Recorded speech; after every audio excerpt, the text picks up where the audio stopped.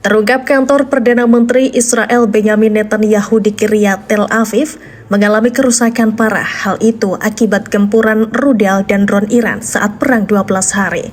Dikutip dari Al-Mayadin.net, kantor dan biro Perdana Menteri Israel di kompleks militer di Kiryat Tel Aviv telah dievakuasi dan tidak akan dapat digunakan lagi selama sekitar 4 bulan. Pasalnya, kerusakan yang parah membutuhkan waktu untuk melakukan renovasi yang ekstensif. Seluruh gedung yang menjadi kantor Netanyahu di Kiryat telah dibersihkan oleh personel sebagai bagian dari proses renovasi. Para pejabat yang mengetahui masalah tersebut mengonfirmasi bahwa ruang kerja Perdana Menteri tidak akan beroperasi selama beberapa bulan mendatang karena sedang dilakukan peningkatan struktural dan infrastruktur. Renovasi tersebut dilakukan setelah serangan terbaru Iran di area yang menjadi markas besar militer selama perang 12 hari terakhir antara Israel dan Amerika Serikat melawan Iran. Tehran telah menembakkan lebih dari 200 rudal ke Israel pada akhir Juni sebagai bagian dari serangan balasannya. Banyak di antaranya telah menembus pertahanan udara Israel yang terkenal sehingga memaksa militer untuk memperingatkan rakyatnya bahwa pertahanan tersebut tidak kedap udara. Iran mengklaim bahwa targetnya bukanlah wilayah sipil, namun media Israel menyebut rudal-rudal Iran mendarat ke kompleks Kiryat. Adapun kompleks ini milik Kementerian Keamanan Israel yang juga dikenal sebagai Pentagon Israel. Serangan besar-besaran itu diluncurkan sebagai balas dendam Iran ke Zionis. Ratusan rudal Iran berhasil menembus sistem pertahanan udara Israel yang juga menghancurkan kantor Netanyahu. Kantor-kantor yang dimaksud terletak di sebuah gedung berusia lebih dari 60 tahun yang sebelumnya dikenal sebagai Gedung 22 dan sekarang disebut Beit Shimon Peres atau Rumah Shimon Peres. Bangunan ini memiliki makna sejarah karena pernah menjadi markas besar staf umum pasukan pendudukan Israel serta kantor Menteri Keamanan dan Kepala Staf Militer selama beberapa dekade awal pendudukan Israel. Sejak kantor-kantor senior Kementerian Keamanan pindah ke Menara Matkal yang modern 2 dekade lalu, bangunan ini terutama digunakan oleh Perdana Menteri dan Direktoral Produksi dan Pengadaan Kementerian Keamanan. The Telegraph menulis bahwa hampir 10% rudal Iran telah berhasil menghindari jaringan pertahanan udara kompleks Israel, sekaligus menyoroti bahwa IOF menolak memberikan angka tersebut dengan alasan untuk menghindari pemberian informasi yang dapat digunakan Iran untuk serangan di masa mendatang. Serangan udara Iran menggarisbawahi tantangan yang dihadapi bahkan oleh sistem pertahanan udara tercanggih sekalipun dalam melawan rudal balistik yang melaju dengan kecepatan hipersonik melebihi Mach 5 sehingga hanya sedikit baterai rudal darat ke udara yang mampu mencegatnya secara efektif. Sistem David Sling Israel termasuk di antara sedikit sistem yang mampu mencegat ancaman semacam itu. Namun ketika dihadapkan dengan rentetan puluhan rudal secara bersamaan, sistem canggih ini pun kesulitan untuk mempertahankan efektivitas penuhnya.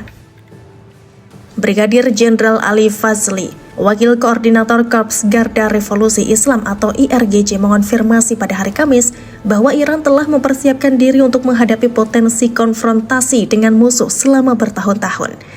Dalam sebuah pernyataan yang luar biasa, Fazli mencatat bahwa rudal Sejil mengejutkan Israel selama perang, mengungkapkan bahwa kemampuan rudal Iran yang digunakan tidak melebihi 25% dari kapasitas sebenarnya.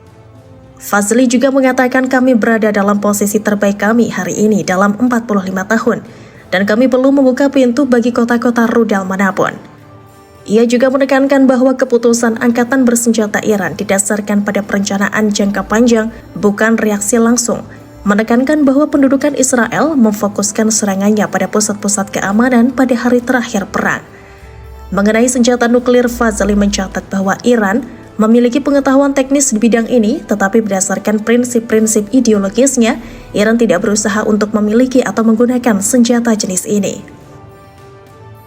Di sisi lain, Isaac Briggs, seorang mayor jenderal purnawirawan militer Israel, sebelumnya telah mengeluarkan kritik pedas terhadap kepemimpinan militer dan politik di negaranya.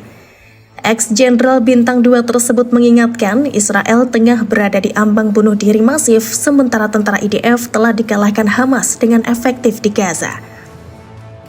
Dalam opini yang diterbitkan pada Ahad 8 Juni, di salah satu harian Israel, Marif yang dikutip Palestine Chronicle, BRIC yang sebelumnya menjabat sebagai Ombudsman IDF untuk keluhan prajurit, menulis bahwa pasukan pertahanan Israel atau IDF telah tertinggal tanpa respon terhadap perang di masa depan karena mereka hanya sibuk mempertahankan diri untuk perang di masa lalu.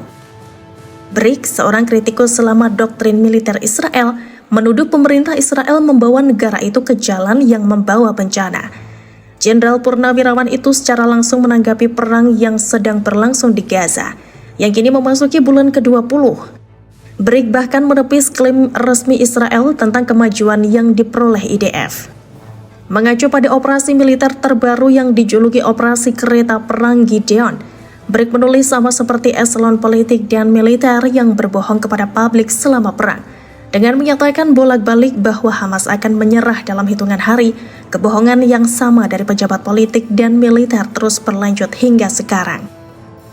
Kritik BRIC berlanjut saat ia mengakui kekalahannya dengan gamblang.